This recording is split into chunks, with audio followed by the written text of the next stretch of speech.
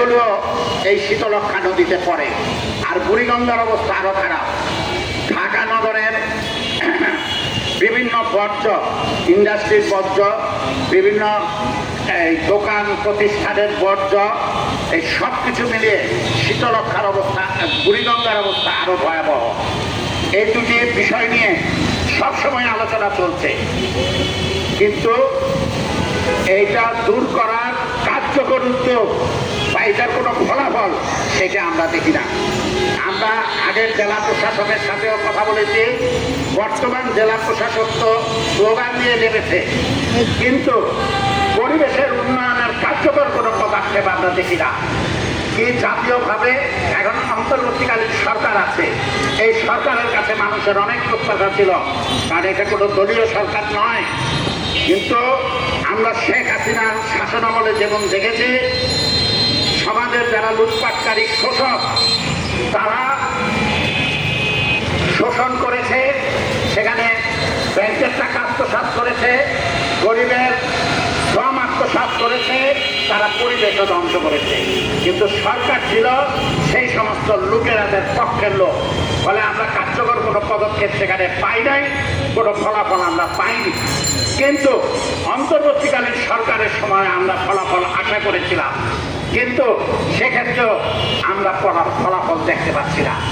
সংগ্রামী বন্ধুগণ, এই ভয়াবহ অবস্থা শীতলক্ষ্যা, আপনি এই শুকনা মৌসুমে এখনো বর্ষাকাল ঠিক মতো শুরু হয় নাই, শুধু বর্ষার 2-3 মাস যখন পানি আসে তখন শীতলক্ষ্যা একটু ভালোভাবে পারাপার করা যায়, কিন্তু বাকি 8-9 মাস এখানে এমন দুর্গন্ধ যেন মনে হয় আমি একটি ট্রেন পারাপার করছি। সংগ্রামী বন্ধুগণ, এরপরে আছে নদী দখল। সেই নদী দখল দূর করারও কার্যকর কোনো পদক্ষেপ নাই। আপনি যদি পাশ্চাত্যে দেখেন বা বিভিন্ন আমাদের এশিয়ার অনেক দেশে দেখবেন যে নদীকে কীরকম বিউটিফিকেশন করা হয়েছে। নদীকে রক্ষা করার জন্য সরকার এবং জনগণের কি উদ্যোগ, কি আয়োজন, সেগুলি সেই সমস্ত দেশে দেখবেন। আমাদের দেশে এটার কোনো পালাই নাই। এই ক্ষেত্রে আমি বলছিলাম নাগরিকদের কোনো উদ্যোগ নেই, নাগরিকদের কোনো দায়িত্ব নেই। নাগরিকদেরও দায়িত্ব আছে, কিন্তু নাগরিকের উদ্যোগ, নাগরিকের কাজ, সেটাকে কার্যকর করার উদ্যোগ হলো রাষ্ট্রের, সরকারের, কিন্তু সেই রকম কোনো পদক্ষেপ দেখি না। ফলে আজকে পরিবেশ দিবসে আন্তর্জাতিকভাবে প্লাস্টিক বর্জ্যের কথা বলা হয়েছে। ভয়াবহ অবস্থা। আমাদের এই শীতলক্ষ্যা এবং বুড়িগঙ্গা নদীরও নিচের স্তরে যদি যান, আপনি খালি পলিথিন প্লাস্টিকের সমস্ত পাবেন। ফলে আমাদের যে নালাগুলি যেগুলি বন্ধ হয়ে আছে, ড্রেনগুলি বন্ধ হয়ে যায়। এই বর্ষাকালে আমরা যেখানে দাঁড়িয়ে সমাবেশ করি সেখানেও হাঁটু এবং কোমর পর্যন্ত পানি হয়। কেন? কারণ এই ড্রেন ব্যবস্থার অব্যবস্থাপনা। সংগ্রামী বন্ধুগণ, এর মধ্যে অন্যতম কারণ হলো পলিথিন এবং প্লাস্টিক। সংগ্রামী বন্ধুগণ, এই প্লাস্টিক বন্ধ, সরকারের পক্ষ থেকে পলিথিন নিষিদ্ধ করা হয়েছে, কিন্তু আমরা প্রত্যেক দোকানেই দেখি প্লাস্টিক আছে। কীভাবে থাকে? সংগ্রামী বন্ধুগণ, ফলে কার্যকর পদক্ষেপ বলতে যা বোঝায় সেটা নয়। এবং আমাদের একটা অথর্ব পরিবেশ অধিদপ্তর আছে, পরিবেশ মন্ত্রণালয় আছে। সংগ্রামী বন্ধুগণ, এরা কি কাজ করে আমরা বুঝতে পারি না।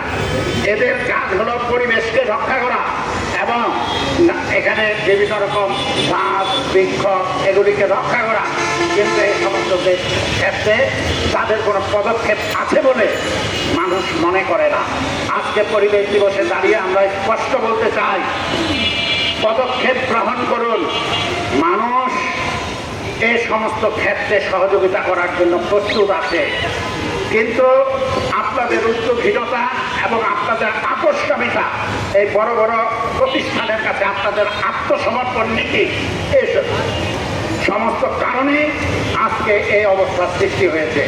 ফলে পরিবেশ দিবসে দাঁড়িয়ে এই অন্তর্বর্তীকালীন সরকারের উদ্দেশ্যে বলতে চাই, অবিলম্বে শীতলক্ষ্যা এবং বুড়িগঙ্গাকে রক্ষা করার কার্যকর পদক্ষেপ দেখতে চাই। আমরা অল্প সময়ের মধ্যে ফলাফল চাই। অল্প সময় কেন বলছি? খুব অল্প সময়ে বড় ফলাফল পাওয়া যাবে না আমরা জানি, কিন্তু যদি যথাযথ উদ্যোগ থাকে জনগণ সেটা বুঝতে পারে। একই সাথে প্লাস্টিক এবং পলিথিন সেগুলি নিয়ন্ত্রণের জন্য, বন্ধের জন্য কার্যকর পদক্ষেপ আমরা দেখতে চাই। বিভিন্ন প্রতিষ্ঠান এবং বিভিন্ন বড় বড় উদ্যোগ, বিভিন্ন বড় বড় ব্যবসা এগুলি যে পরিবেশকে দূষণ করছে বিভিন্নভাবে, সে সমস্ত ক্ষেত্র তাদের বিরুদ্ধে আমরা স্পষ্ট পদক্ষেপ দেখতে চাই। এই আমাদের আজকের পরিবেশ দিবসের দাবি। আমরা বলতে চাই আজকে পরিবেশ দিবসে সরকার নিশ্চয়ই বিভিন্ন প্রোগ্রাম করবে, আমরা জানতে পেরেছি জেলা প্রশাসনও প্রোগ্রাম করছে। ফলে সেক্ষেত্রে এটা যাতে একটা প্রোগ্রাম সর্বস্ব বিষয় না হয়, আমরা বিজ্ঞান আন্দোলন মঞ্চ যেমন কথা বলছি, বিভিন্ন পরিবেশ সংগঠন এগুলি নিয়ে কথা বলছে। শুধু পরিবেশ সংগঠন নয়, ছাত্র সংগঠন, রাজনৈতিক সংগঠন এবং অন্যান্য সামাজিক সংগঠন তারাও এইসব বিষয়ে কথা বলছে। ফলে পদক্ষেপ চাই, পরিষ্কার কথা, ফলাফল চাই। আর যদি সেগুলি করতে না পারেন তাহলে আগেই বলেন। আমি বর্তমান সরকারের উদ্দেশ্যেও বলতে চাই, অনেক সমস্যা তাদের সমাধান করতে হচ্ছে। আজকে এই সমস্যা সমাধানে কি পদক্ষেপ নেবেন এবং নিচ্ছেন এটা জনগণের কাছে স্পষ্ট করতে হবে। আমি শেষ কথা এটাই বলতে চাই, ঈদুল আজহায় সেখানে আমাদের দেশে ব্যাপক কোরবানির আয়োজন করা হয়। এই কোরবানির বর্জ্য যাতে যথাযথভাবে নারায়ণপুর শহর সহ বিভিন্ন স্থানে নিষ্কাশনের উদ্যোগ নেওয়া হয়। সিটি কর্পোরেশনের পক্ষ থেকে সিটি কর্পোরেশনের কাছে আমরা দাবি জানাচ্ছি, এই কোরবানির যে বর্জ্য, সেই বর্জ্য যাতে কোরবানির খুব অল্প সময়ের মধ্যে এগুলি দূর করার ব্যবস্থা নেওয়া হয়। কারণ বৃষ্টি হলে এই সমস্ত বর্জ্য শহরের উপর ছড়িয়ে পড়ে। প্রতি ঈদেই আমরা দেখি এটা একটা ঈদ থেকে ধরলে প্রায় 7 দিন 10 দিন এটা একটা নগরের সমস্যা হিসাবে দেখা দেয়। এই বিষয়ে সিটি কর্পোরেশনের প্রতি আমি দাবি জানাচ্ছি, অবিলম্বে আপনারা এই বিষয়ে উদ্যোগ নেন এবং কোরবানির বর্জ্য দ্রুত নিষ্কাশনের ব্যবস্থা আপনারা নেন। একই সাথে জনগণের প্রতি এ বিষয়ে সচেতন হওয়ার আহ্বান জানাচ্ছি। আমি বিজ্ঞান আন্দোলন মঞ্চকে বাংলাদেশের সমাজতান্ত্রিক দল বাস্তবের পক্ষ থেকে অভিনন্দন জানিয়ে, ধন্যবাদ জানিয়ে যারা আমাদের বক্তব্য শুনছেন